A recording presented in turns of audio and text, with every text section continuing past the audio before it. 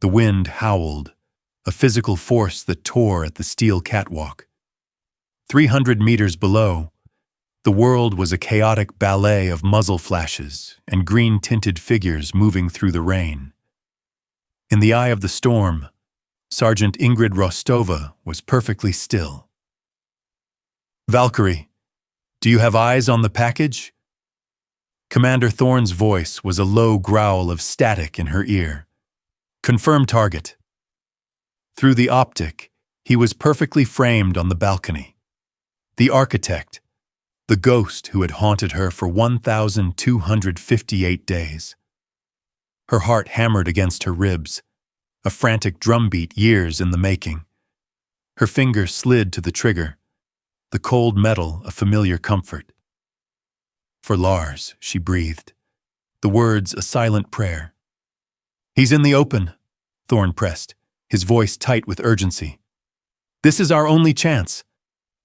"Take the shot." Just as she began to squeeze, another voice, young and panicked, screamed over the comms. "Sir, abort! The intel is bad. They're walking into a secondary kill box. The whole damn structure is rigged." Ingrid's breath caught. She could see them, Thorne's men, advancing confidently towards the very structure she now realized was a tomb in waiting. "Valkyrie, talk to me!" Thorne's voice was a desperate roar. "Do you have the shot?" Her crosshairs remained locked on the architect of her pain. Vengeance was a single heartbeat away, but in her ear was the sound of her allies marching to their graves. The world for Commander Cole Thorne had compressed to mud, cordite, and the frantic beat of his own heart against his ribs. Rain, thick and suffocating as a wet shroud, lashed down, turning the banks of the Zelenian River into a churning soup of earth and decay. His SEAL team, Trident 7, was caught, pinned. The intel had been clean, the insertion flawless, but the target's welcoming party was anything but subtle. PKM machine gun fire tore through the dense foliage, ripping bark from ancient trees and forcing his men to hug the slick, unforgiving ground. "Ares, this is Trident 2, I'm suppressed. Heavy gunner in the tree line, 200 meters east." "Sparks," his young comms specialist yelled over the radio, his voice strained. "Trident 3, can you get an angle?" Thorne grunted, crawling low behind a fallen log, the water seeping into his fatigues. "Negative, Ares. They've got us boxed in. It's a kill zone." The hiss of incoming rounds was a constant, venomous whisper. They were elite, the best trained warriors on the planet. But geometry and physics were cruel masters. The enemy had superior numbers and a perfect L-shaped ambush. Thorne's mind raced, cycling through tactical options, each one bleaker than the last. Air support was 20 minutes out, an eternity. They would be ghosts in half that time.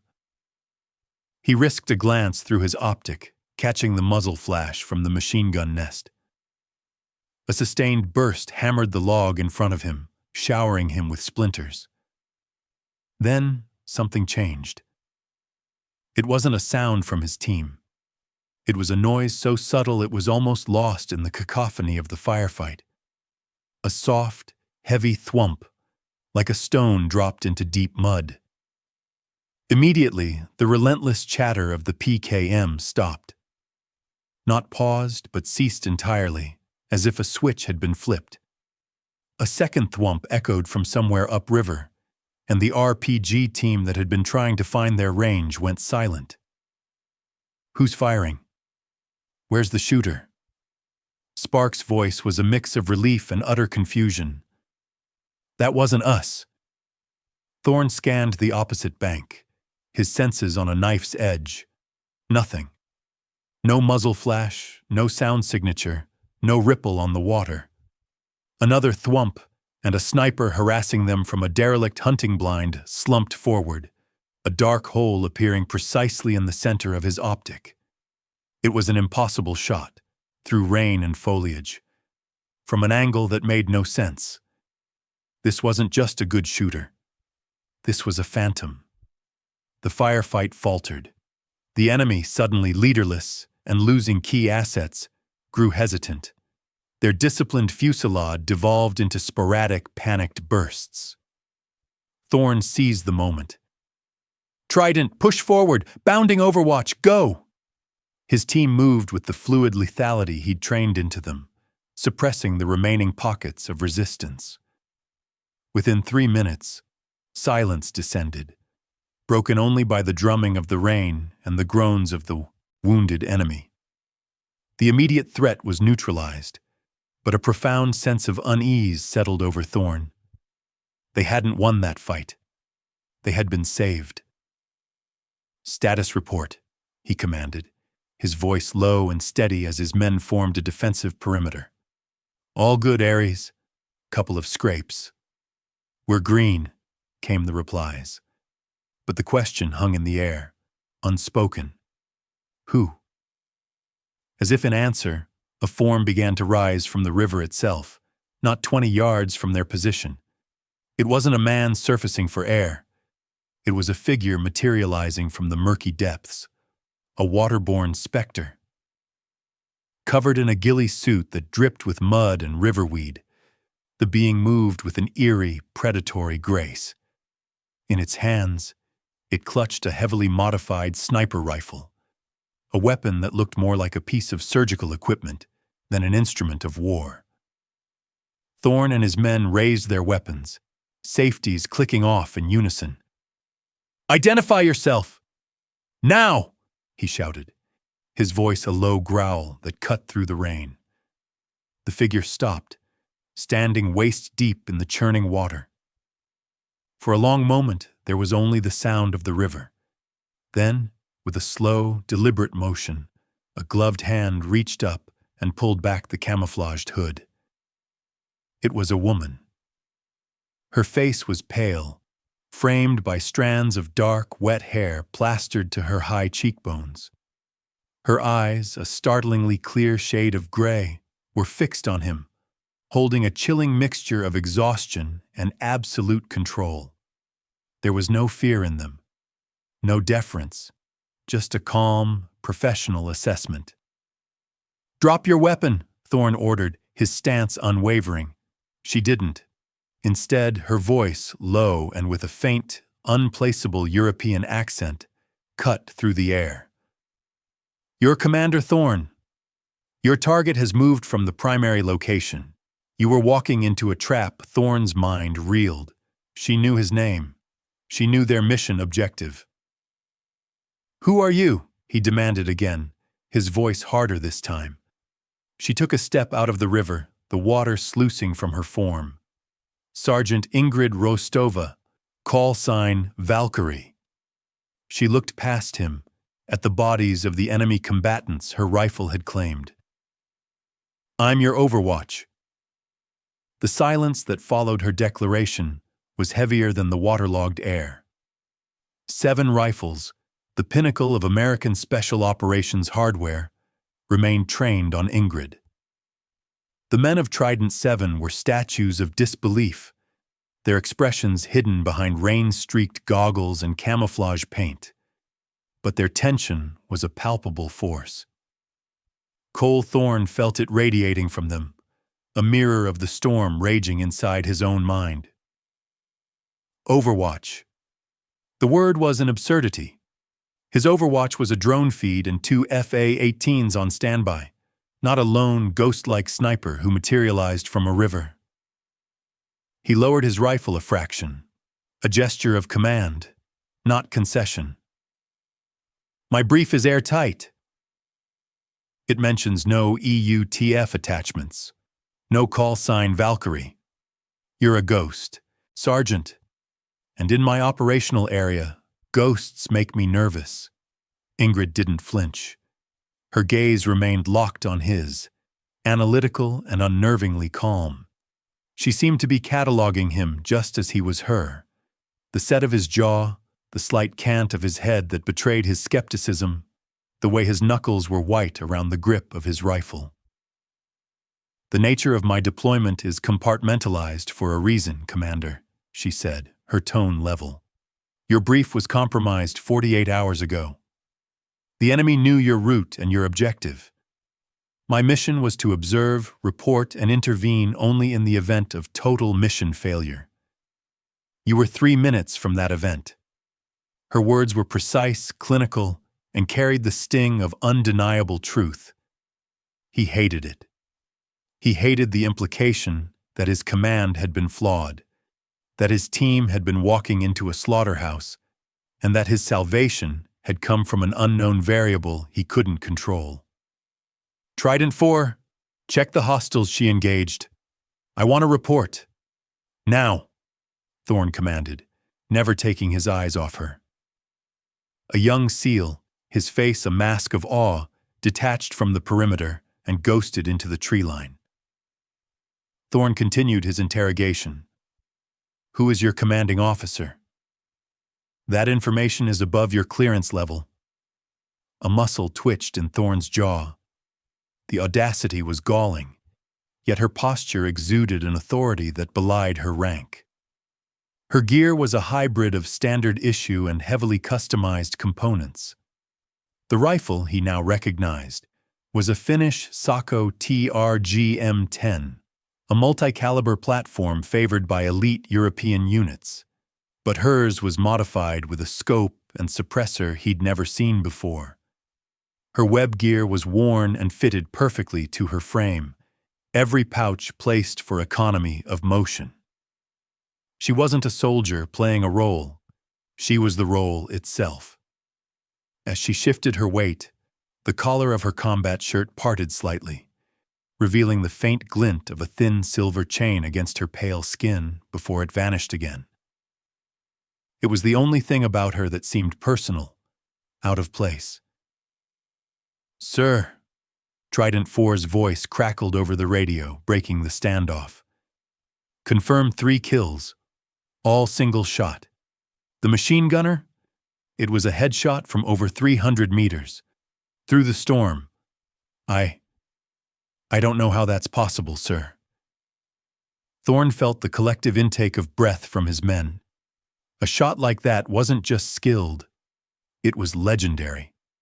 It was a cold, mathematical equation of windage, elevation, humidity, and instinct that few people in the world could solve under that kind of pressure. And she had done it 3 times in under a minute. He finally lowered his weapon completely, and the rest of his team followed suit.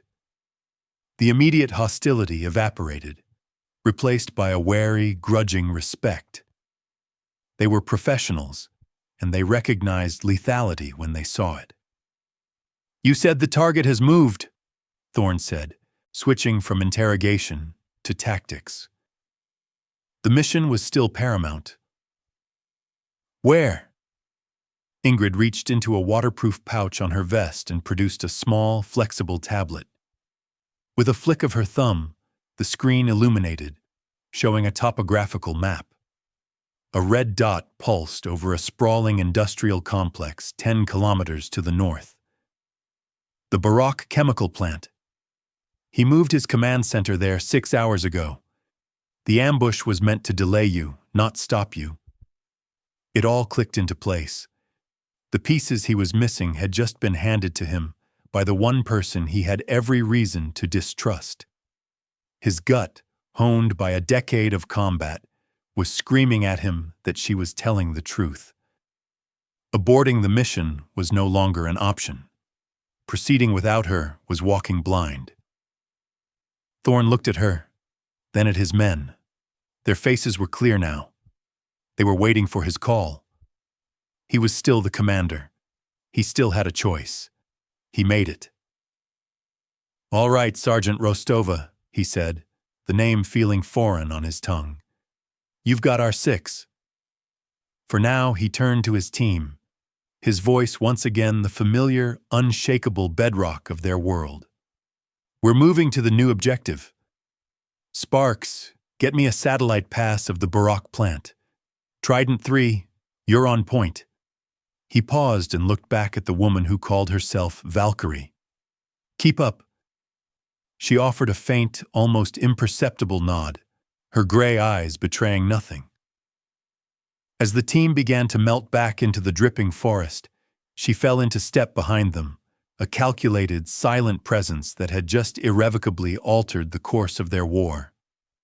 They found shelter in the husk of an old pumping station, a concrete relic from the Soviet era half swallowed by the relentless forest. The rain had softened to a persistent, melancholic drizzle, and the gray light of afternoon filtered through cracks in the ceiling.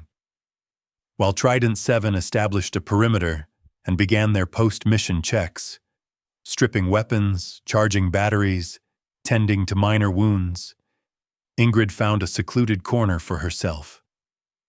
A palpable but unspoken boundary existed around her. They were a unit, a living organism of shared history and trust. She was an outside element, a foreign body they had been forced to accept. She unslung the Sako TRG-M10, its composite stock cold and slick against her hands. Ritual was a soldier's sanctuary, and this was hers. With practiced economical movements, she laid out her cleaning kit on a waterproof mat. The methodical disassembly was a form of meditation. The heavy bolt slid free with a smooth, metallic sigh. The trigger group detached with a precise click. Each component was wiped down, inspected for wear, and oiled with a care bordering on reverence. This rifle was not merely a tool. It was an extension of her will, the fulcrum upon which her life balanced. Thorn watched her from across the damp room as he field-stripped his own rifle. He noted her efficiency, the way her hands moved with a surgeon's certainty. There was no wasted motion, no hesitation. She was separate, silent, yet her presence filled the space. He had expected arrogance, perhaps a subtle gloating after her dramatic intervention, but there was none. There was only a profound, self-contained stillness, a quiet gravity that was more intimidating than any overt display of pride. Ingrid worked the cleaning rod down the barrel, the patch coming out gray with cordite residue. Then she began to reassemble the bolt. She slid the firing pin into its housing, followed by the spring. As she seated the final component, it locked into place with a sharp, definitive click. The sound was a key turning in a lock she kept buried deep inside. Click. The damp, green forest of Zelenian dissolved. The air became dry, tasting of sand and diesel. The light was no longer gray and filtered, but a brilliant, blinding white reflecting off sun-baked concrete. She was in Kandahar, wedged in an overwatch position on a rooftop with her team, Spectre. Below, the market buzzed with a chaotic energy that was both vibrant and menacing. "See anything, Valkyrie?" Lars's voice, warm and steady as the earth, crackled in her ear. He was her commander, her mentor, the closest thing she'd ever had to a father. "Just a goat trying to eat a motorcycle tire, Spectre actual," she'd replied, a rare smile touching her lips as she scanned the alleys through her scope. "Target is still static." The camaraderie was easy, a language spoken in shared jokes and absolute trust. They were four, a tight-knit family forged in the crucible of shared danger. Lars, with his calm demeanor. Jorik, the heavy weapons specialist with a laugh that could shake walls. And Alara, the brilliant medic who could patch up any wound with a steady hand and a cynical joke. The world had been perfect for a single, sun-drenched second. Then the IED detonated. It wasn't a distant boom. It was the world tearing itself apart at the seams. The rooftop bucked beneath them. Dust and pulverized concrete filled the air, choking her, blinding her. The aftermath was a soundless scream, a high-pitched whine that blotted out all else. When her vision cleared, Jorik and Alara were gone, lost to the blast. Lars was beside her, a constellation of shrapnel wounds across his chest, his life pouring out onto the dusty rooftop. He grabbed her hand, his grip surprisingly strong. "Ingrid," he'd coughed, blood flecking his lips. He pressed something small, metallic and warm into her palm. It was his good luck charm, a simple silver locket he always wore. "Live. You live and you remember what they took from us." His eyes, which had always held such strength, glazed over. The grip loosened. He was gone. The silence that followed was more terrible than the explosion. It was the silence of total loss, of being the sole survivor on an island of death. Click. Ingrid's knuckles were white around the rifle's bolt. She was back in the pumping station. The rain tapped gently on the concrete roof. A single hot tear traced a clean path through the grime on her cheek, dropping silently onto the rifle's stock. Her other hand went instinctively to her neck, her fingers closing around the small, dented silver locket tucked beneath her shirt. It was still warm, as if it held the last vestiges of Lars's life. Across the room, Thorn saw the motion. He saw the tear. He didn't know the details of the memory, but he knew the shape of it. He had seen it in the eyes of his own men. He had felt it clawing at him in the quiet hours of the night. In that instant, he saw past the enigmatic sniper. He saw a soldier carrying ghosts. Ingrid took a slow, deliberate breath. She blinked, and the moisture was gone. The wall was back up. She finished assembling her weapon with the same detached precision as before, the brief flicker of vulnerability extinguished. She was Valkyrie again. But the air between them had changed. A crack had appeared in the wall of suspicion, and a sliver of shared, unspoken understanding had found its way through. The brief respite was over. With weapons cleaned and bodies refueled on high-calorie rations, the air in the pumping station grew thick with purpose again. Thorn gathered his men in the center of the room, their helmet-mounted lights cutting cones through the gloom. He gestured for Ingrid to join them. She moved from her corner, her silence a stark contrast to the low, easy chatter of the SEALs as they prepped. They clustered around the tablet she had produced, its screen casting a pale blue light on their determined faces. The satellite image of the Baroque chemical plant was daunting. It was a sprawling maze of pipes, smokestacks, and concrete buildings, surrounded by a high fence and dotted with what were clearly established guard posts. Thorn let the image sink in for a moment before he spoke, his voice leaving no room for ambiguity. "Before we planned this approach, we established protocol." He wasn't looking at the map. He was looking directly at Ingrid. "I'm not taking another step until I know the rules of this new game."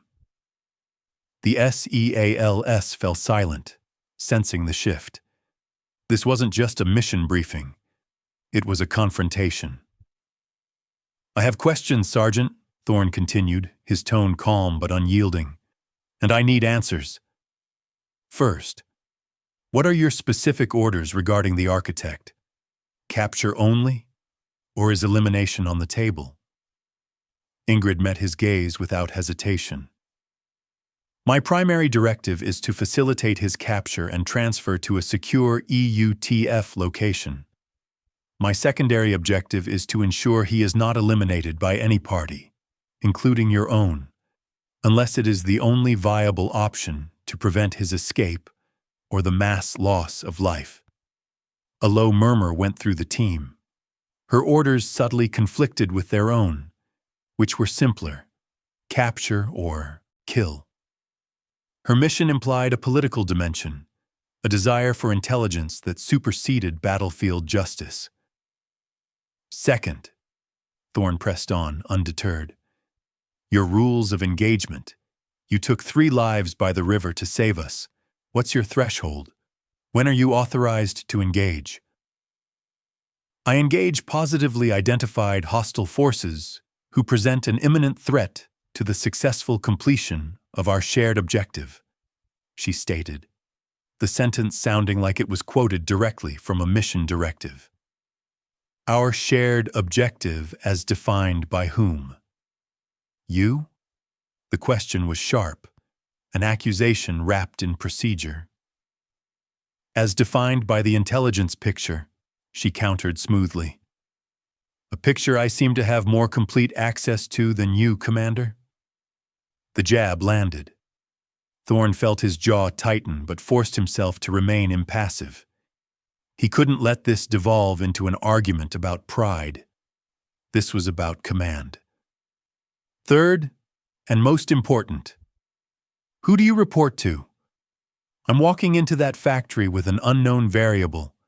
I need to know if someone else is pulling your strings, if there's another player on this board I can't see. This was the crux of it. The demand for the ultimate piece of information. Her chain of command. Ingrid's expression remained a professional mask, but Thorne could see a flicker of something in her eyes, a hardening. My communications are maintained on a dedicated encrypted network. I am the sole point of contact for my command in this AO. Any intelligence critical to your movements will be relayed from me to you. You don't need to see the other players, Commander.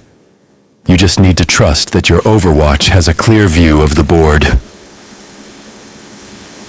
That's not good enough, Thorne shot back, his voice dropping to a low, dangerous growl. I am the ground force commander. Every weapon, every soldier, every asset in this area of operations falls under my command. That includes you. I will not have a ghost whispering in my ear, feeding me curated intel while I risk the lives of my men. He had put the challenge to her directly. It was a line in the sand. Ingrid stood her ground. There was no defiance in her posture, only an unshakable certainty. With all due respect, Commander Thorne, I am not your asset. I am an allied specialist assigned to this operation.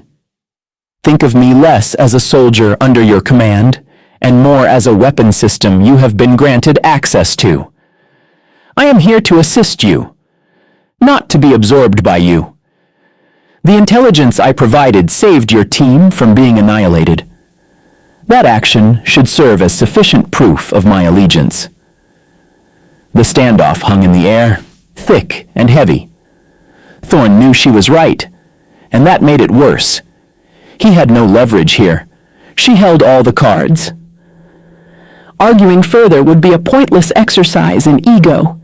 He was a pragmatist above all else, and the mission's success depended on finding a way forward. He let out a slow breath, the visible sign of a tactical retreat. Fine, he conceded, the word tasting like ash.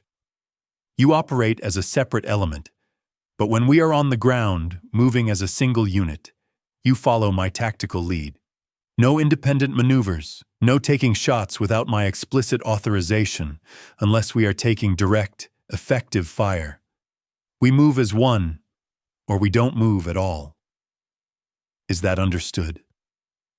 It was the best compromise he could forge from a position of weakness. It gave him control over their immediate actions, even if she retained control over the strategy.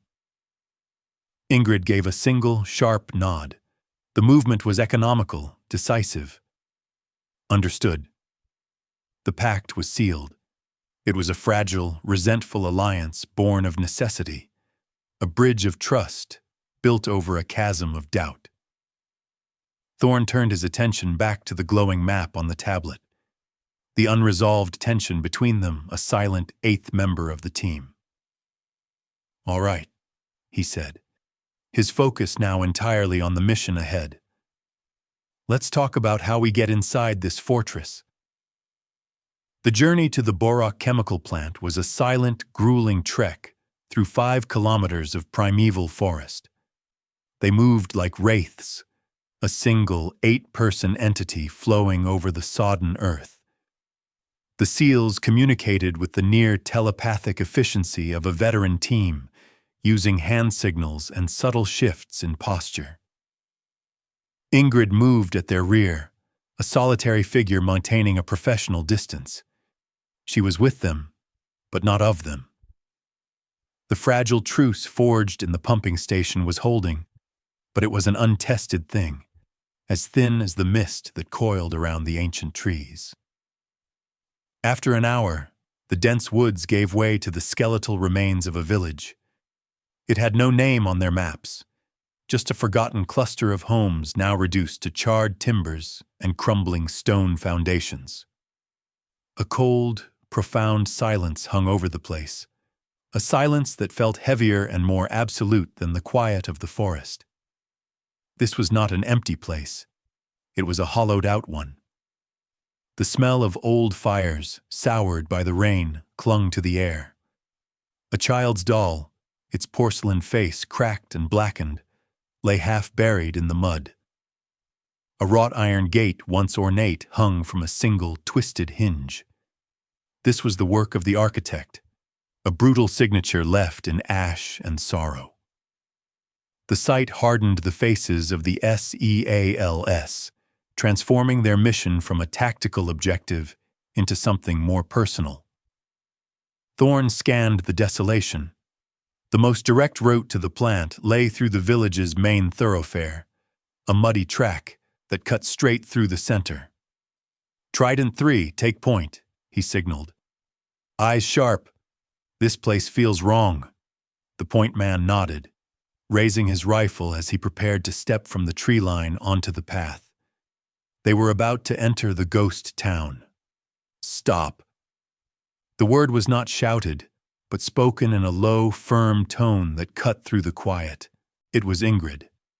She had moved up silently, her hand raised in the universal signal to halt. Every man froze. Thorn turned to face her, a flash of irritation crossing his features. This was a direct challenge to the protocol they had just agreed upon. He was giving the tactical orders.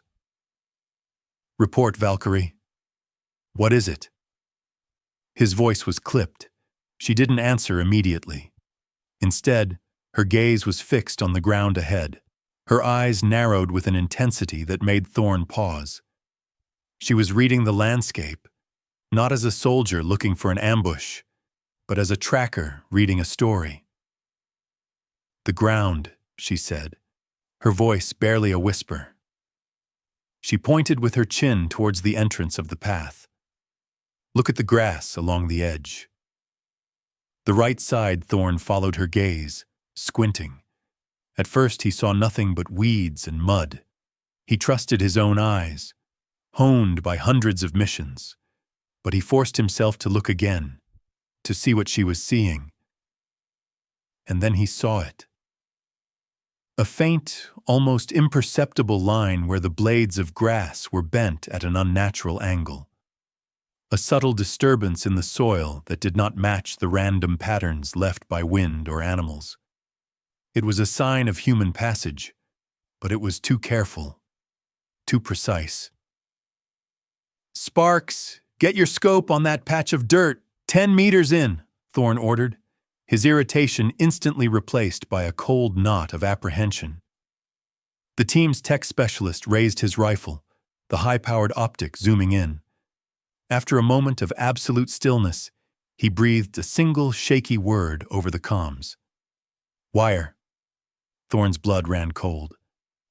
"Trident 5, you're up," he commanded. The team's EOD expert crept forward, moving with the painstaking slowness of a man for whom a single mistake meant oblivion. He lay flat on his stomach, producing a probe from his kit and gently exploring the soil.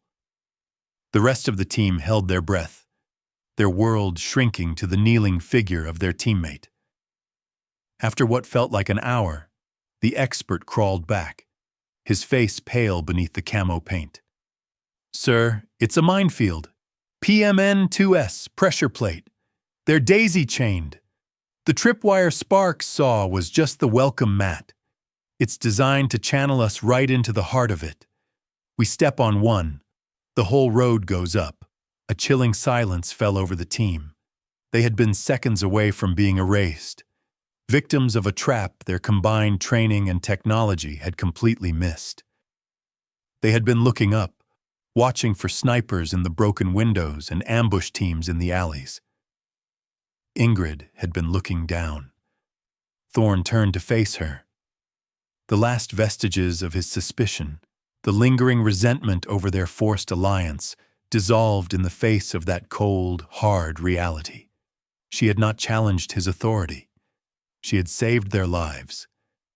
He realized that her designation as Overwatch was not just about her rifle. It was about her perception. She saw the whole board, from 300 meters away or 3 feet. He didn't need to say thank you. The words would have been clumsy, inadequate. Instead, he gave her the highest currency he had, his trust.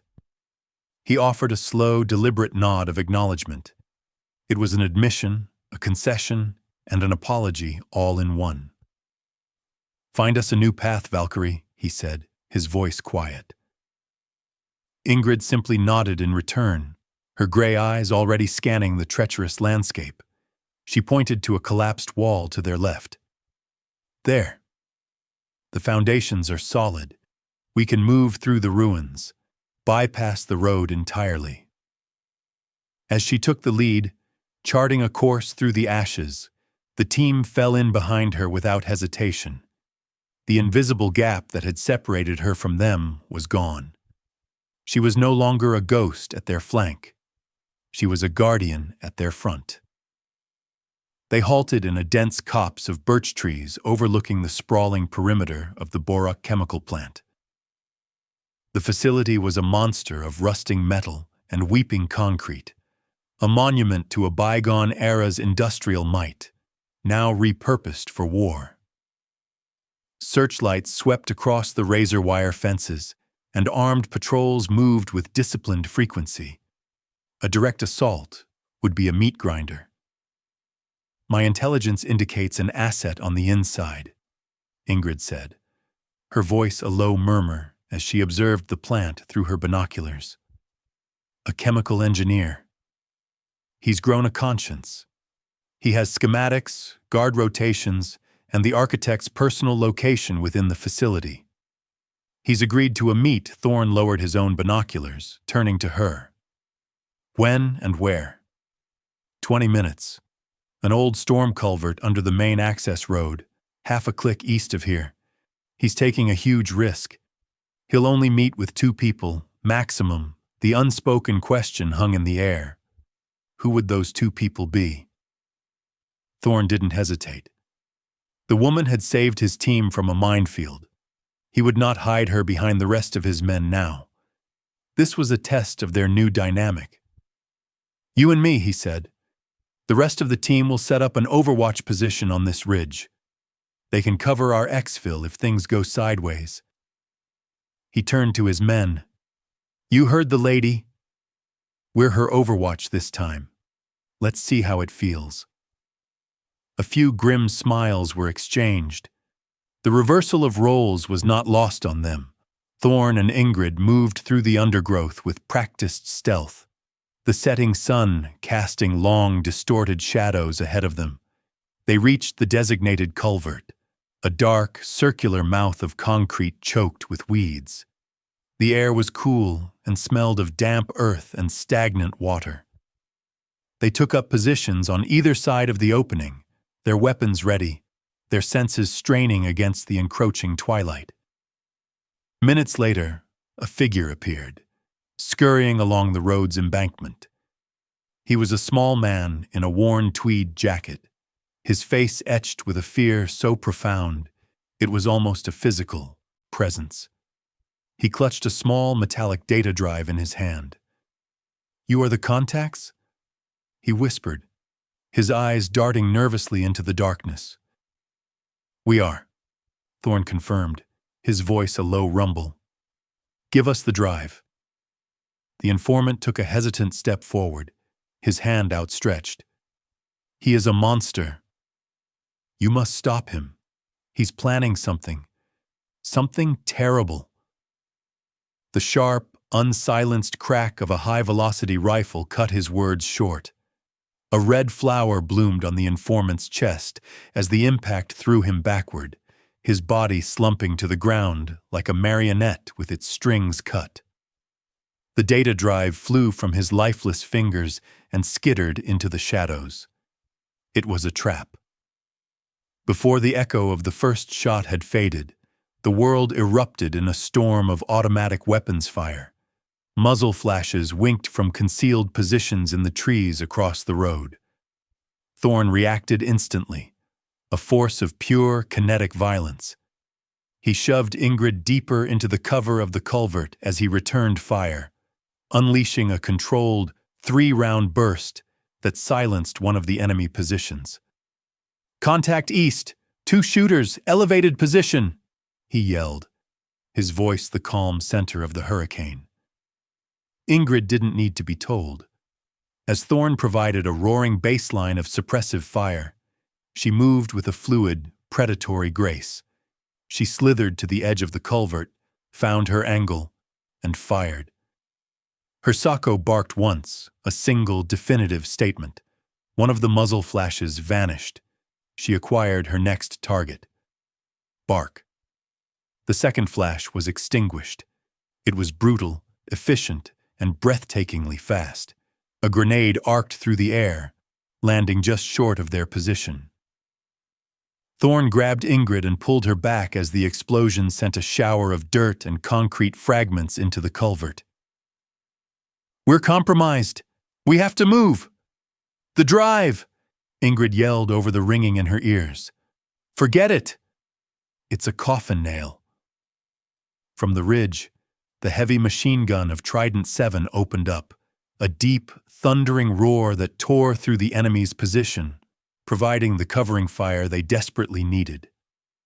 "Go!" Thorn shouted. They broke cover, running in a low crouch. They were no longer a commander and a specialist. They were a single, fighting entity. He laid down a wall of lead while she moved. Then she would plant, fire with impossible precision, and cover his movement. A glance, a nod, a shared instinct for violence and survival. That was their only communication. They flowed around each other, a dance of deadly choreography, their separate skills braided into one unstoppable force. They reached the tree line and plunged into the safety of the forest, the sounds of the firefight fading behind them as they scrambled up the ridge to the team's position. They were breathing heavily, adrenaline coursing through their veins, but they were alive. And they had failed. They regrouped, with the team in the darkness. The mission to secure the intel was a catastrophic failure. The informant was dead. The drive was lost. They were going in blind. Thorn looked at Ingrid, her face illuminated by the faint green glow of his night vision. The tension of their earlier confrontations was gone, burned away by the heat of shared combat. He had seen her work, not from a distance but up close, and he knew without a doubt that he would trust her with his life. He keyed his radio, his voice grim and resolved. "All stations, this is Ares. The package is lost. We're proceeding with a blind assault. Prep for breach. We're doing this the hard way." As they regrouped to begin their blind assault, the heavens broke. The drizzle that had plagued them for days unleashed its full fury, transforming into a torrential downpour. Lightning spiderwebbed across the bruised purple sky, followed by claps of thunder so violent they seemed to shake the very foundations of the earth. Moving in these conditions was impossible. The noise would mask any approaching threat, and the lightning would silhouette them against the landscape. "We need shelter. Now!" Thorn yelled over the roar of the storm. Trident 3, their point man, spotted it first, a dark, angular shape against the skyline. An old stone church, its steeple a jagged finger pointing accusingly at the storm. With no other options, they made a desperate dash for it, the rain hitting them like a physical blow. The heavy oak doors groaned open into a space of sacred decay. The air inside was thick with the scent of wet stone, rotting wood, and something else. The faint, ghostly perfume of old incense. Rain poured through a gaping hole in the roof, pooling on the stone floor. Shattered stained glass windows threw fractured, muted colors across the dusty pews. It was a sanctuary that could no longer offer salvation, a fitting shelter for their damned mission. The team spread out, securing the perimeter with professional efficiency, their hushed voices and the crackle of their radios a small human intrusion in the cathedral of the storm. Thorn and Ingrid found themselves drawn to the relative dryness of the chancel, near the dust-shrouded altar. The thunder outside was a constant rolling barrage, effectively encasing them in a bubble of isolation. The professional distance they had maintained felt absurd in this sudden violent intimacy. For a long time, neither spoke. They simply listened to the storm, two solitary figures lost in their own thoughts. It was Thorn who finally broke the silence, his voice low, not much more than a murmur. "Every plan you make is perfect," he said, staring at a puddle forming on the altar. "A clean, beautiful thing on paper. Then the first shot is fired, and it all turns to shit. From that point on, you're just improvising, making it up as you go." He wasn't looking at her, but he was talking to her. It wasn't a commander speaking. It was Cole Thorn. "You just hope you improvise faster than the other guy. You hope the men you're responsible for don't end up paying the ultimate price for a call you got wrong." He finally turned to look at her, his eyes weary in the gloom. "Losing that informant. That was my call. We go in blind now because of it." Ingrid listened, her expression unreadable. She saw past the rank and the hardened exterior to the immense weight he carried, the loneliness of command. She knew that weight well. She had seen it crush the man she admired most in the world. "It wasn't a bad call," she replied, her voice soft but clear over the storm. "It was the only call. The intelligence was designed to be a lure. We were the targets, not him. There was no other outcome, maybe," he conceded, though the guilt still clung to him. She saw the opening he had given her, the small act of vulnerability. She decided to offer one of her own. Her hand drifted unconsciously to the chain at her neck. "My last commanding officer, Lars. He believed that fear was a tool, a scalpel. You could use it to cut away the unnecessary, to focus your mind. Or you could let it slip and cut yourself open." She paused, the memory from the pumping station returning, sharp and clear. "The day I lost my team, I let it slip. For a moment after the blast, I froze. I let the fear use me. It was only for a second, but sometimes a second is all it takes." It was a confession, a quiet admission of failure that no after-action report would ever contain. It was the truth of her personal war, the ghost that sat beside her every time she looked through her scope. Thorn listened, and in her quiet words, he heard the echo of his own deepest anxieties. The fear of freezing, of failing the people who trusted him with their lives. In that moment, she ceased to be Valkyrie, the enigmatic sniper. She was Ingrid, a soldier who bore the same invisible wounds he did. They were from different countries, different units, different worlds, but they spoke the same silent language of survival and loss. "He would be proud of you," Thorn said, the words simple and direct. "What you did at the river, what you did in the village. That isn't fear using you. That's control." As he spoke, The storm began to break. The relentless drumming of the rain on the roof softened, and the thunder retreated, grumbling into the distance. The moment of connection lingered in the quiet air between them. A seal appeared at the edge of the chancel. "Storm's passing, Ares. We're clear to move." The bubble popped. They were soldiers on a mission again. But as they gathered their gear and moved toward the splintered church doors, Ingrid and Thorn exchanged a brief look. No words were necessary.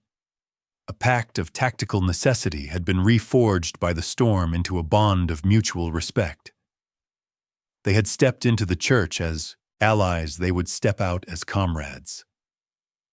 The world, washed clean by the storm, felt deceptively calm. Under the cover of a moonless night, the team moved with renewed purpose, scouting the western perimeter of the Baroque plant. They were looking for a blind spot, a seam in the fence, a drainage pipe, any weakness they could exploit for their now blind assault. It was during this reconnaissance that Trident 4 stumbled upon it. A small, prefabricated bunker dug into a hillside, perfectly concealed by camouflage netting and overgrown vegetation. It was an ideal observation post, but it was eerily silent. Thorn signaled a cautious approach. They breached the door with practiced efficiency, flooding the small space with the green-tinged light of their night vision. The bunker was empty of personnel, but it was not empty of purpose. It was a nerve center. The cramped interior was a chaotic collage of malevolent intent. One wall was covered in topographical maps of the entire Zelenian River Valley. Another was a whiteboard scrawled with complex chemical equations and what looked like meteorological charts. A ruggedized laptop sat open on a small table, its screen dark. This wasn't a soldier's hideout. It was a scholar's laboratory. "He was here." "Recently," a SEAL named Wrench muttered, gesturing to a still warm coffee mug. "Cleared out in a hurry. Forget him." "What is all this?" Thorn commanded, his gaze sweeping over the unnerving collection of data. "Sparks, get on that laptop. See what you can salvage. The rest of you, document everything. Photos, notes. I want to know what the hell he was planning." Sparks, the team's tech wizard, immediately plugged a drive into the laptop. "Drive's been wiped, sir." A quick, sloppy job. He might have left something in the cache. "Give me a few minutes." While Sparks worked his digital magic, Ingrid was drawn to the maps. As an intelligence analyst before she became a sniper, she was fluent in the language of strategic planning. But this language was wrong. She saw pushpins and grease pencil lines, but they didn't mark enemy positions or military objectives. They marked population centers downstream from the plant. They traced the flow of the river and the prevailing wind patterns. "Commander," she said, her voice tight with a rising sense of dread. "These aren't battle plans." Thorn moved to her side, studying the maps. "What are they?" "They look like dispersal patterns," she replied, tracing a line with her finger that started at the Baroque plant and fanned out over a dozen towns and villages. "This whole area, this is his target zone." On the other side of the room, Sparks let out a low whistle. "Sir, you need to see this." They gathered around the laptop. Sparks had managed to recover a corrupted, fragmented file, a simulation program. On the screen, a 3D model of the chemical plant pulsed. With a few keystrokes, he ran the program. A cloud of angry red pixels erupted from the center of the plant, representing a catastrophic release. The virtual cloud did not dissipate. Instead, it hugged the ground, caught by the simulated wind currents, and began to flow down the valley, perfectly matching the lines Ingrid had identified on the map. The pieces clicked into place with horrifying clarity. The chemical equations on the whiteboard, the meteorological charts, the population centers marked as targets. It was all connected. Chlorine, Ingrid breathed, recognizing one of the formulas. The plant has massive stockpiles of industrial chlorine. If the primary containment tanks were breached by explosives, it would create a toxic cloud that would kill everything for 50 kilometers downstream. Sparks finished, his face grim. He's not using the plant as a fortress. The plant is the weapon. A heavy silence descended upon the bunker, the weight of their discovery pressing down on them. This was no longer about a regional warlord. The architect wasn't a soldier. He was a mass murderer waiting to happen. He was planning a symphony of death, and he wanted to conduct it from the heart of the Baroque facility. The failed meeting, the informant, the ambushes, they were all just distractions, designed to keep them occupied while he put the final touches on his masterpiece. Thorn looked at the faces of his men, saw their grim understanding. He looked at Ingrid, and she met his gaze with a cold, hard resolve. Their personal histories, their professional rivalries, all of it seemed insignificant now. They were all that stood between one man's monstrous vision and the deaths of thousands of innocent people. He keyed his radio, his voice a low, steady growl that betrayed none of the cold dread he felt. There would be no extraction request, no calling for backup. There was no time. Gear up. We are no longer hunting a man. We are disabling a bomb. He looked toward the dark, menacing silhouette of the chemical plant. We go in now. The urgency in the bunker was a physical thing, a pressure on the chest. The horrifying simulation of the toxic plume still glowed on the laptop screen, a constant reminder of the stakes. They were no longer soldiers on a mission. They were surgeons trying to excise a tumor before it killed the patient. We have no schematics, no intel, no idea what his internal defenses look like, Thorn stated, his voice a low, hard rasp. He looked around at the strained faces of his men. Talk to me. Infiltration options. Wrench, a seasoned breacher, was the first to speak. He pointed to a satellite image of the plant's northern wall. Here, sir, service gate. It's reinforced, but a linear charge will take it down in seconds. We go in hard and fast. Shock and awe. Overwhelm them before they know what's happening. It's our bread and butter. It was a classic SEAL approach, a brutal, direct application of overwhelming force. It was audacious, and it was predictable. No. Ingrid's voice cut through the consensus. All eyes turned to her. She tapped a different part of the image, away from the main complex. Here. These coolant intake pipes. They run from the river and feed directly into the plant's primary processing core. They're nearly 2 meters in diameter. A skeptical silence followed. Sparks was the one to voice their doubts. Those pipes will be grilled, monitored. Yes, Ingrid agreed, but they won't be rigged with explosives. You don't put demolition charges on your own critical infrastructure.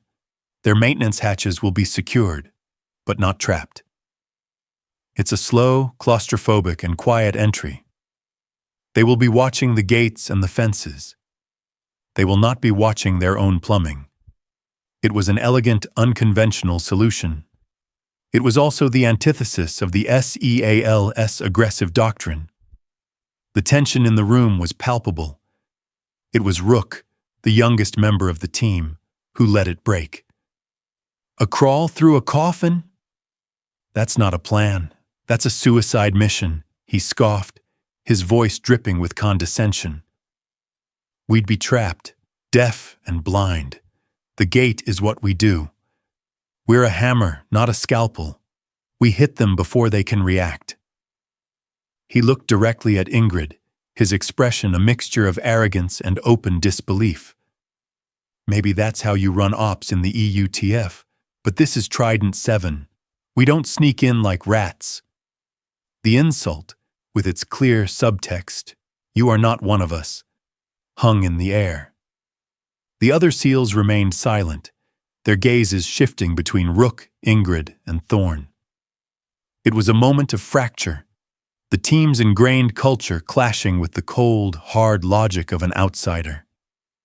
Ingrid's face remained impassive, a mask of professional calm, but her eyes hardened into chips of gray ice. She did not engage with Rook's taunt. She simply addressed Thorn. "A predictable hammer gets caught in a predictable trap, Commander." This was Thorn's crucible. He could feel the pressure from his men, the instinct to back one of his own, to preserve the aggressive pride that made them who they were. But he also saw the undeniable truth in Ingrid's words. She had been right about the ambush. She had been right about the minefield. Her logic was untainted by ego or doctrine. It was pure survival mathematics.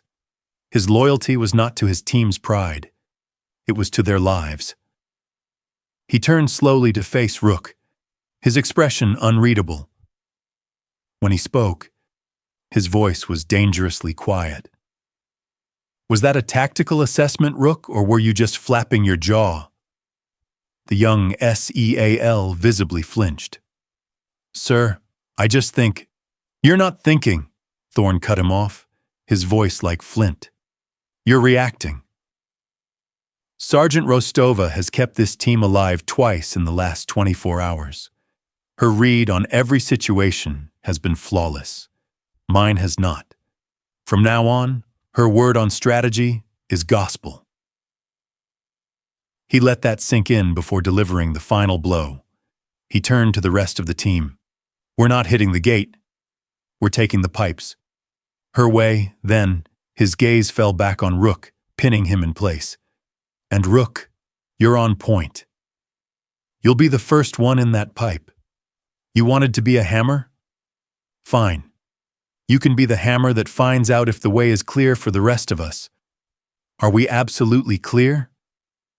Humiliation and shock warred on the young SEAL's face. He could only manage a choked, crystal Ares. The insurrection was over. Thorn had thrown his full authority behind Ingrid, suturing the fracture in the team with a firm, decisive hand. He had chosen logic over pride, survival over tradition. He looked at Ingrid, who gave him a single, almost imperceptible nod. It was a sign of acknowledgement, of respect for the choice he had made. The test of loyalty had been passed.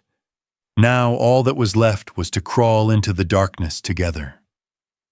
The mouth of the coolant pipe was a perfect circle of blackness, a gaping maw that promised nothing but cold, tight darkness. It smelled of river silt, rust, and the faintest chemical tang, a foul breath from the factory's mechanical lungs.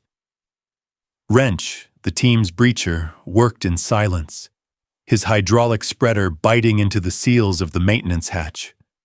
With a soft groan of protesting metal, the hatch popped open.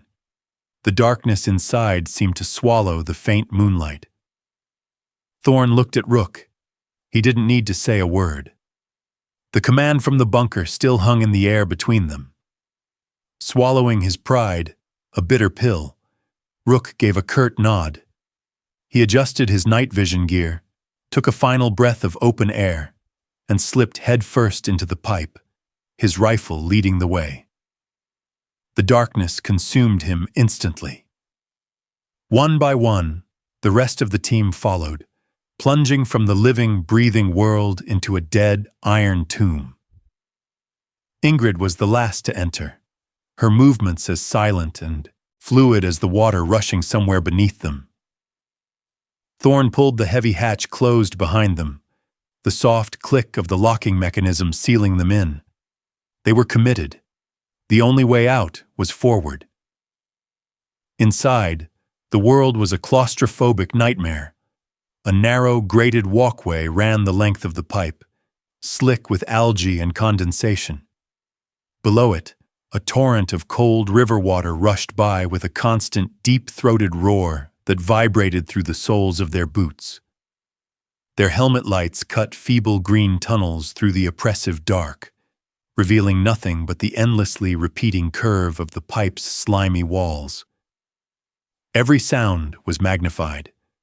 The drip of water, the static hiss of their radios, the ragged sound of their own breathing in their ears. Rook moved with a stiff, coiled tension at the front of the line. The weight of Thorn's command and the eyes of his teammates on his back were heavier than his gear. Every shadow seemed to hold a threat. Every echo sounded like an approaching footstep. This slow, nerve-shredding crawl was a unique form of torture, far worse than the explosive violence of a firefight. It was a test of discipline, and he knew he could not fail it. They moved for what felt like an eternity, the pipe twisting and turning in the guts of the earth. Finally, they reached a junction, a vertical access shaft leading up. A heavy iron ladder was bolted to the wall, ascending into more darkness. This was their entry point into the plant itself. Thorn called a halt with a silent hand signal. Sparks crept forward, unclipping a thin, flexible fiber-optic camera from his pack. With infinite care, he snaked the lens through a small gap between the ladder's access hatch and its frame. The image fed directly to a small screen on Thorn's wrist. The team gathered behind him, their collective breath held. The feed flickered to life, showing a narrow utility corridor. It was clean, well-lit, and empty. Too empty. "Pan left," Thorn whispered into his throat mic. Sparks complied. The camera's view swung around, and the team's blood ran cold. The corridor opened into a larger junction, and what they saw there shattered any illusion that they were dealing with a simple militia. Two men stood guard, but they weren't undisciplined thugs. They were equipped with high-end body armor and Eastern Bloc Special Forces rifles. They moved with a crisp, professional economy, their heads constantly on a swivel. Beyond them, Thorn could see a mounted machine gun covering a hallway, its field of fire perfectly calculated. Red laser tripwires crisscrossed another doorway. This wasn't a repurposed factory. It was a fortress. It was a purpose-built kill zone. "Keep panning," Ingrid whispered, her eyes fixed on the screen. The camera tilted up, revealing wiring and conduits running along the ceiling. But among them was something else. Bundles of new, non-standard cables terminating in small, black boxes with blinking red lights. They were jury-rigged, a clear addition to the factory's original systems. "Detonators," Sparks breathed, his voice barely audible. "That's the command wiring for the charges on the chemical tanks. It's all wired to a central control point." The full, horrifying picture was now clear. Ingrid's plan had worked perfectly, getting them past the outer shell, but it had delivered them into the belly of a beast far more dangerous and sophisticated than they had ever anticipated. They were deep inside the wolf's lair, and every inch of it was designed to kill. Thorn looked from the chilling image on his wrist to the dark, unforgiving ladder ascending into the heart of the facility. The fear was a cold, solid knot in his stomach, but his face was a mask of calm resolve. There was no retreat. There was only the mission.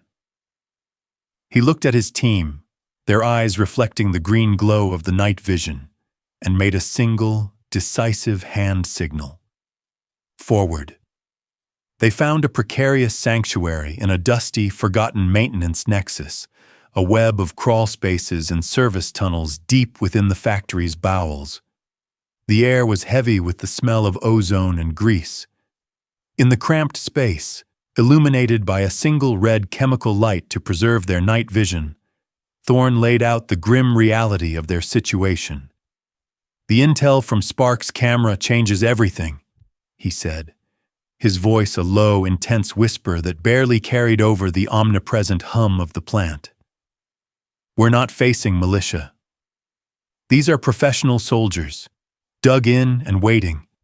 They have established kill zones, interlocking fields of fire, and the entire facility is wired to blow. A direct, squad-based assault is suicide. We'd be channeled into a choke point and annihilated before we got within 100 meters of the architect." A grim silence met his words.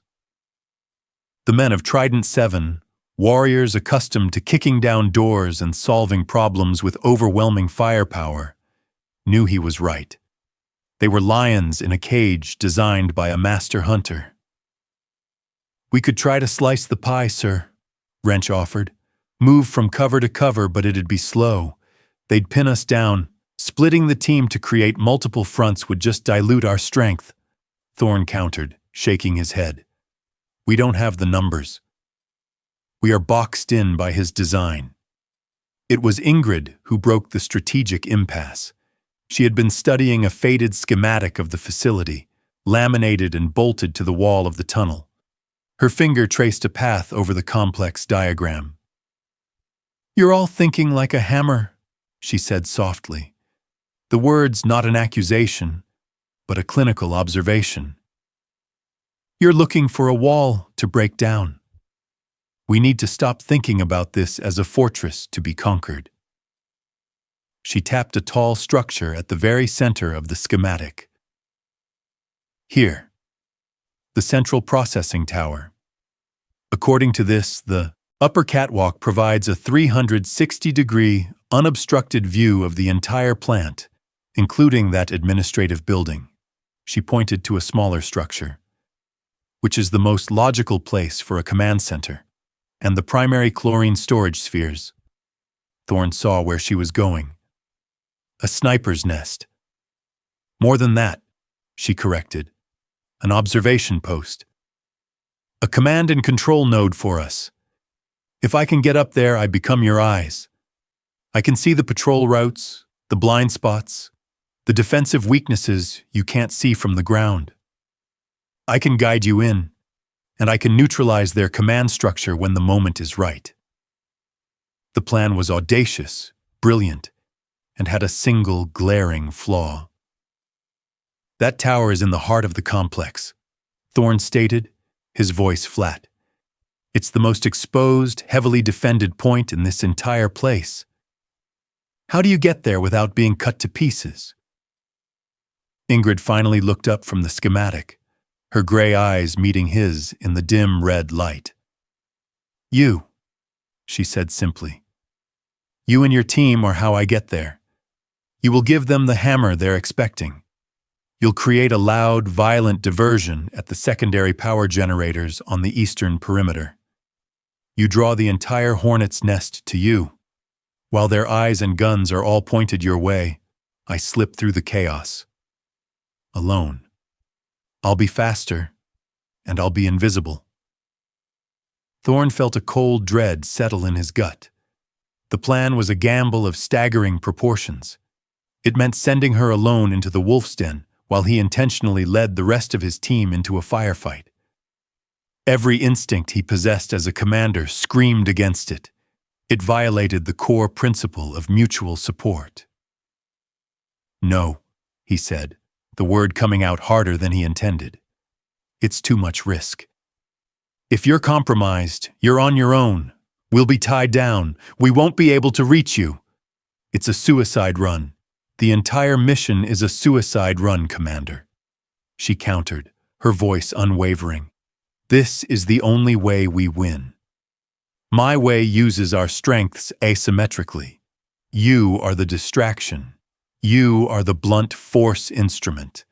Let me be the surgeon's blade that tells you exactly where to strike."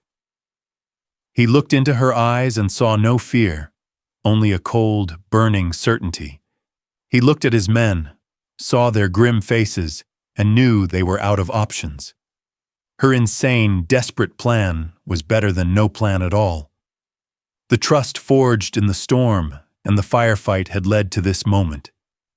He had to trust her not just with a tactic, but with the fate of the entire mission. He let out a long, slow breath, the sound of surrender. "All right, Valkyrie, we run your gambit." The relief in the small tunnel was so thick he could taste it. "Tell me what you need." Ingrid pulled a small, single-ear radio from her vest and handed it to him. "A 5-minute head start, and you need to make enough noise to wake the dead. This frequency is for your ears only. Once I'm in position, I'll be your ghost." Thorn took the radio, its small weight feeling immense in his hand. He watched as she checked her gear, her rifle, and her harness, her movements economical and precise. She was preparing to walk into the fire alone. He had just bet the lives of his men, his own life, and the lives of thousands of civilians on her. With a final silent nod to Thorn, Ingrid detached from the group and melted into the labyrinthine darkness of the factory. The moment she was out of their sight, a profound and chilling sense of solitude descended upon her. For the past day, she had been part of a reluctant whole. Now she was a ghost of one, a solitary hunter in a steel jungle teeming with predators. Every sense she possessed went on high alert, her body becoming a finely tuned instrument of survival. Her path was a vertical one, a slow, painstaking ascent through the factory's skeletal framework. She moved not through corridors, but through the spaces in between. Along high-voltage cable trays, up maintenance ladders, and across narrow, vibrating catwalks suspended stories above the concrete floor. The factory was a living entity, humming with a low, menacing energy. The thrum of massive pumps became the beat of its iron heart, and the hiss of steam from pressure valves was its breath on her neck. She used these sounds, weaving her own quiet passage into the industrial symphony so that she became just another whisper in the machine. She smelled the enemy before she saw them.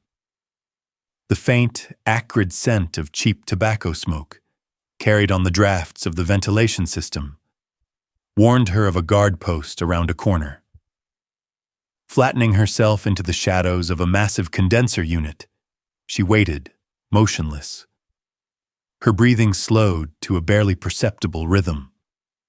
2 soldiers passed beneath her, their conversation a low murmur of Russian, their flashlight beams cutting lazy arcs through the gloom. They were careless, confident in the security of their fortress. That confidence, she knew, was the weakness she was here to exploit. As she remained frozen in the darkness, the silence in her own mind gave way to other ghosts. The memory of Kandahar returned, not as a wave of grief, but as a series of sharp, sensory pinpricks, the blinding sun, the taste of dust, the sudden world-ending roar. She felt the phantom weight of Lars's hand in hers, his last words echoing in the hum of the machinery. Live and remember. For months, that memory had been a shroud, a heavy cloak of failure and loss. But here, in the cold, dangerous dark of the factory, it transformed. It was no longer a weight, but a whetstone. It sharpened her focus, honed her anger into a blade of pure purpose. The ghosts of Spectre Team were not behind her, dragging her down. They were with her, their unseen presence a silent council of war, demanding that her sacrifice not be in vain. She was their legacy. She was their vengeance. After 20 minutes of tense, methodical climbing, she reached the base of the central processing tower. It was a sheer column of steel and concrete rising into the heart of the factory, the final and most dangerous leg of her journey. An external service ladder was her only way up, a thin steel spine bolted to the side of the colossal structure. The ascent was a dizzying, terrifying ballet. The higher she climbed, the more exposed she became. The wind whistled through the steel latticework, threatening to peel her from her precarious hold. The entire factory spread out beneath her, a sprawling, illuminated map of her own impending mortality. She was a single, dark insect crawling up the side of a giant's spine, utterly vulnerable to any watchful eye. She did not look down. She only looked up, rung by rung, her world compressed to the cold, rough steel beneath her gloves. Finally, her hand closed over the edge of the uppermost catwalk. With a final, muscle-burning effort, she pulled herself over the railing and rolled into the shadows of the platform. She was here. The nest. It was a small, circular platform, a metal ring around the tower's apex, offering a godlike view of the entire complex. From this vantage point, she could see the SEAL's diversionary target, the administrative building housing the architect, and the monstrous, gleaming white spheres of the chlorine storage tanks. They were all pieces on a chessboard, and she now held the highest square. Lying prone, she unslung the Sacco rifle, its familiar weight a comfort in her hands. She deployed the bipod with a soft click, the sound swallowed by the wind. She was no longer Ingrid Rostova, the survivor haunted by ghosts. In this nest, under the cold, chemical-tinged sky, she was Valkyrie. She was an instrument of fate. She settled behind the scope, the world resolving into a crisp, green-tinted circle of calculated death. After checking the wind and dialing in her range, she raised the small, dedicated radio to her lips. Her voice, when it came, was a calm, lethal whisper that traveled through the ether and into Cole Thorne's ear alone. Valkyrie is in the nest. The board is set. On your mark, Valkyrie. Thorne's voice whispered in her ear, a low growl of anticipation. From her perch, Ingrid watched the pieces on the board. The SEAL team was a coiled serpent, hidden in the shadows at the eastern perimeter. The enemy patrols moved with arrogant confidence. She took a final, steadying breath. Mark. The night erupted.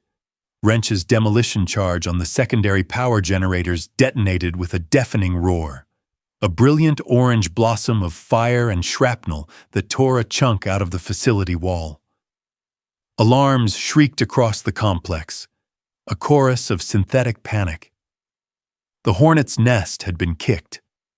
On the ground, the world became a maelstrom of controlled chaos for Thorne and his men. Contact! North. Rooftop! Rook yelled. His earlier arrogance burned away and replaced by the sharp edge of a seasoned combatant. Valkyrie, talk to me, Thorne commanded, pressing himself against a concrete support column as bullets stitched the air around him. Ingrid's voice was an unnaturally calm anchor in the storm. Ares, you have a 3-man team moving on your left flank, using the pipe system for cover. Engage now. Trident 3, 4, you heard her. Light 'em up. The SEALs moved with brutal efficiency, guided by their unseen guardian. They were a force of nature, striking from the shadows, hitting targets before the enemy even knew they were there. The diversion was working perfectly. The bulk of the architect's forces were converging on their position, drawn to the fire and noise like moths to a flame. While the battle raged below, Ingrid's focus was divided. One part of her mind was a tactical computer, tracking the firefight, feeding intel to Thorne. The other part, the hunter, scanned the administrative building. Her heart hammered against her ribs, a frantic rhythm against the steady beat of the distant explosions. Years of pain, of cold nights spent staring at his photograph, of a grief so deep it had hollowed her out. It all came down to this. And then she saw him. A door on the third floor of the building opened, and a figure stepped out onto a protected balcony, flanked by two massive bodyguards. He was older than in the photos, his hair flecked with gray, but it was unmistakably him. The architect. He held a tablet, observing the firefight with the detached air of a chess master watching his opponents move. He was calm, in control. The universe constricted to the few millimeters of glass in her scope. Everything else faded away.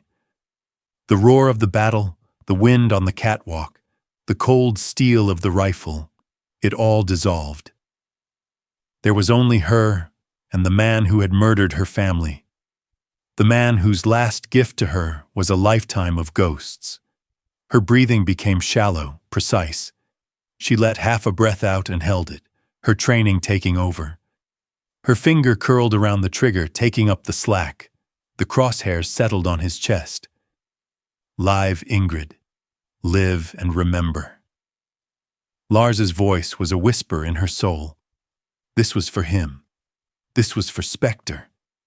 Just as she was applying the final ounce of pressure, instinct, the hard-won paranoia that had kept her alive, screamed at her. One last scan. Her muscles obeyed, fighting every fiber of her being that demanded she pull the trigger. She forced the scope away from the architect, sweeping it back toward the SEALS position. They were advancing, pushing the enemy back, moving toward a larger staging area filled with shipping containers. Excellent cover. But through the powerful optic, Ingrid saw what they couldn't. She saw the thin, almost invisible wires running from a concealed bunker toward the concrete support, pillars of the very structure the SEALS were about to use. She saw the faint, telltale shimmer of plastic explosives, expertly placed at the load-bearing joints. It wasn't just a defense. It was a trap within a trap. The architect wasn't trying to defeat them in a firefight. He was hurting them. He was luring America's finest into a preset kill box, and when they were all inside, he would press a button and bury them under 1,000 tons of concrete and steel. A wave of ice-cold horror washed over her. She swung the scope back. The architect was still there. A perfect shot. Her vengeance. The end of her pain. It was all right there, waiting for the simple contraction of a single muscle. But if she took the shot, the rifle's report, even suppressed, would give away her general position. The muzzle flash would pinpoint it. In the seconds it would take for the enemy to react and suppress her, in the seconds it would take for her to get back on the radio and scream a warning, it would be too late. Her mind fractured. To kill the architect was to sentence Trident 7 to death. To save them meant letting the monster who haunted her every waking moment slip away, perhaps forever. Her past versus their future. Vengeance versus duty. The locket around her neck suddenly felt impossibly heavy. Her finger trembled on the trigger. Time itself seemed to hold its breath. In the space of a single, frozen heartbeat, Ingrid's past and present waged a war behind her eyes. On one side, the ghost of Lars, the faces of her fallen team, and the all-consuming fire of vengeance that had fueled her for years. On the other, the faces of Trident 7, men who had shown her a grudging respect that had grown into a fragile camaraderie, advancing into a tomb of concrete and steel. Lars's final words echoed, but their meaning twisted, reforged in the crucible of this moment. Live and remember. Remember what? The hate, or the man he was? A soldier who protected his own until his last breath? Her choice was made. With a movement so fluid it was almost unconscious, she shifted her rifle's aim a few degrees to the right. The crosshairs moved off the architect's chest and settled on the concealed bunker overlooking the SEALS position. Her finger squeezed the trigger. The Sako rifle roared, a deafening crack that shattered the night. It was not the suppressed thwump of a ghost. It was the thunder of a Valkyrie announcing her presence. The round, traveling at over 800 meters per second, struck the soldier holding the detonator. He vanished from her scope. Before the enemy could react, she fired again and again. She wasn't targeting individuals anymore. She was targeting positions, raking the machine gun nest that had the SEALS pinned down, forcing them to take cover. She had transformed herself from a scalpel into a beacon, a suicidal act of selfless communication. On the ground, Thorn heard the impossibly loud report of her rifle from high above. It was followed by her voice, no longer a calm whisper, but a frantic, desperate scream in his ear. "Ares, it's a trap! Fall back! The entire structure is rigged! Fall back now!" The world snapped into focus for Thorn. The unsupported advance. The perfect fields of cover. Ingrid's sudden, desperate, exposed firing. He understood. She had seen something they couldn't, and she had just traded her life for theirs. "Trident, retrograde! All stations, fall back to the pipe junction! GO! Go!" he roared, his voice a primal command that cut through the chaos of the firefight. Confusion warred with training on his men's faces, but they obeyed instantly. They began a disciplined, fighting withdrawal, laying down a wall of lead as they moved. The fury of the architect's forces, momentarily stunned by the sniper's audacity, now turned on the tower.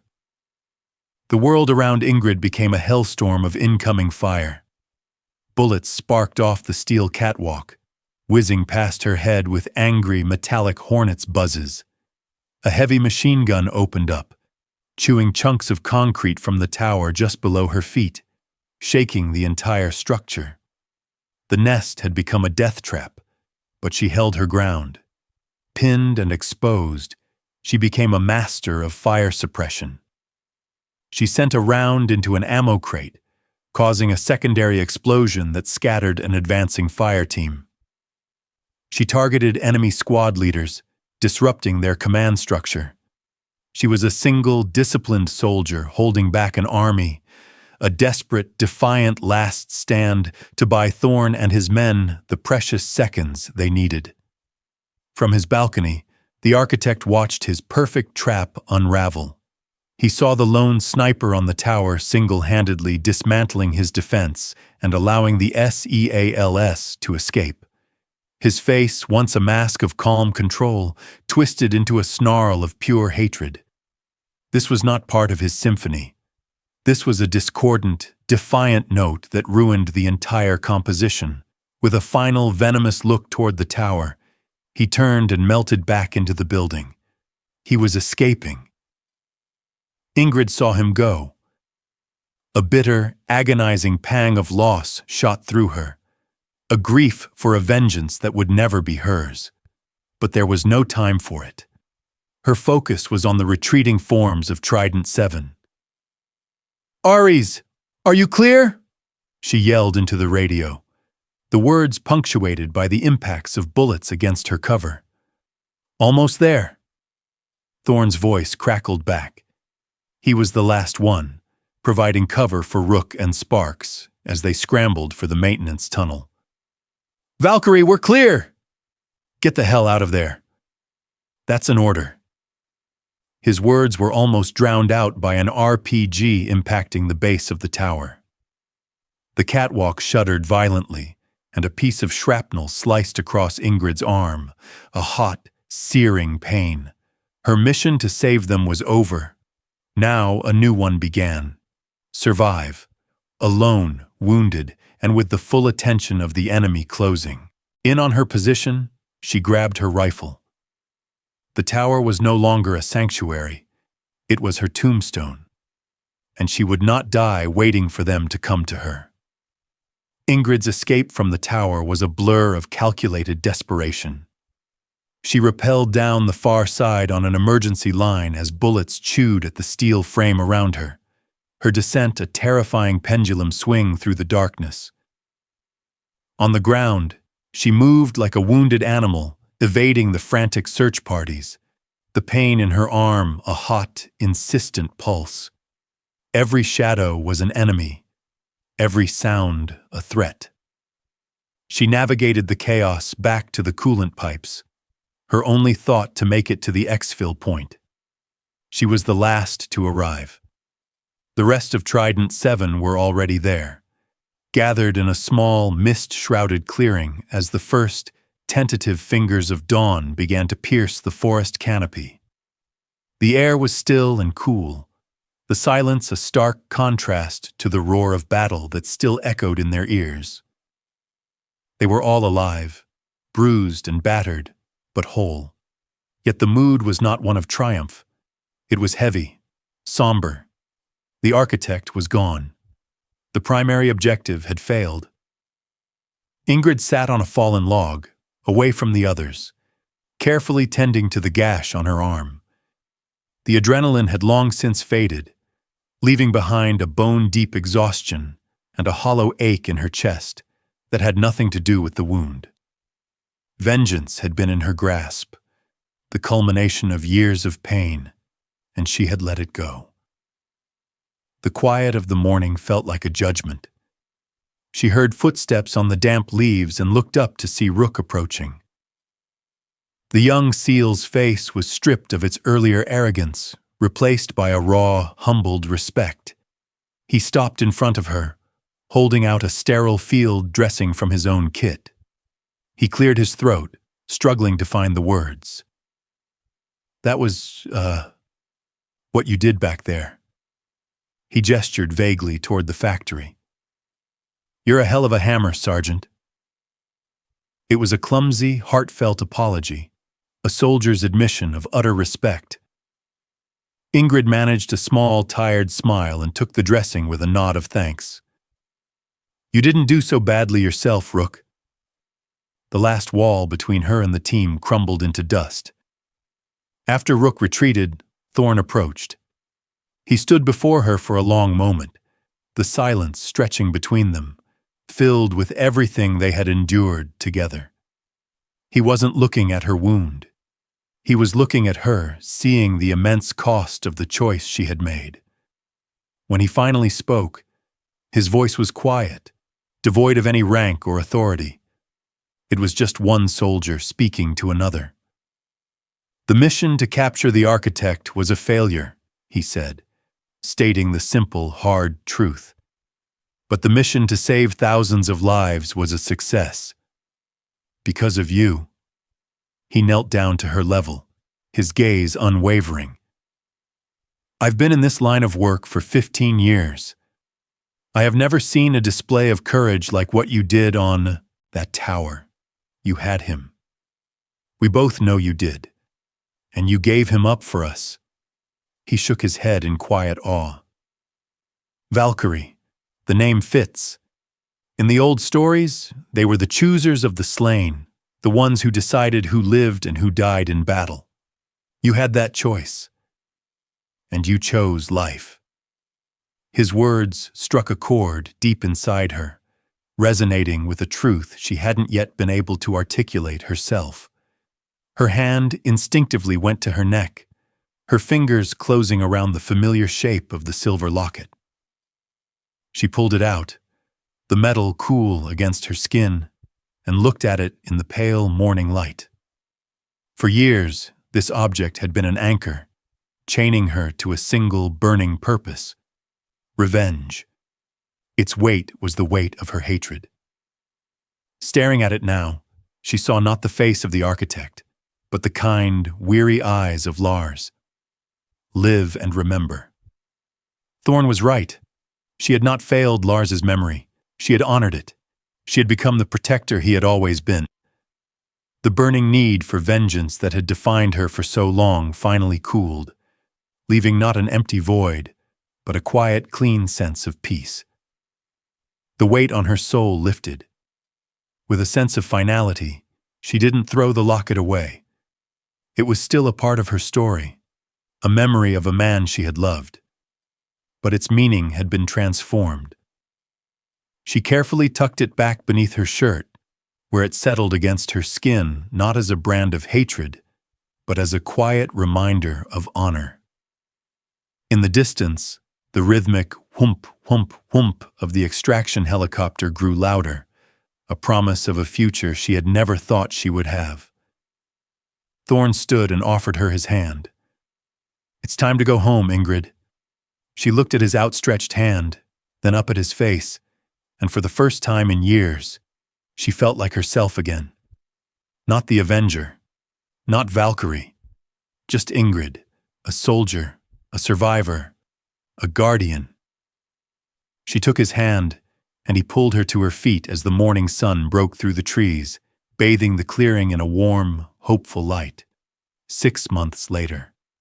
Snow fell softly on the streets of Geneva, a silent, cleansing blanket over the old world. In a small cafe, steam fogging the windows against the winter cold, Ingrid Rostova watched the flakes drift down. She was dressed in simple civilian clothes, a gray sweater, dark jeans, and looked like any other person seeking warmth on a quiet Tuesday afternoon. There was no rifle to clean, no enemy in her sights. There was only the gentle clink of ceramic and the rich, dark aroma of coffee. A waiter set a small postcard on her table. It had been forwarded from her last known command address. The front was a simple, almost boring picture of a placid lake in Virginia. She turned it over. The handwriting was blocky, precise, and immediately familiar. The message was only 5 words long. "The river is quieter here." It was signed simply, Araz. A small, genuine smile touched Ingrid's lips for the first time in what felt like a lifetime. She didn't need to know where the architect was. His ghost no longer had purchase in her soul. The world would always have monsters. What mattered was the choice one made when facing them. Her fingers drifted to her chest, feeling the familiar, faint outline of the locket beneath her sweater. Its edges, once so sharp with the promise of violence, now felt smooth, worn. It was not a reminder of a debt that had gone unpaid, but a memory of a choice well made. A testament not to the man she had failed to kill, but to the men she had refused to let die. She looked back out the window, at the snow falling on a world at peace. The hunt was over. The rage was gone. The Valkyrie, the chooser of the slain, had laid down her sword not in defeat, but in honor. And for the first time since the sun-scorched rooftops of Kandahar, Ingrid Rostova was finally home.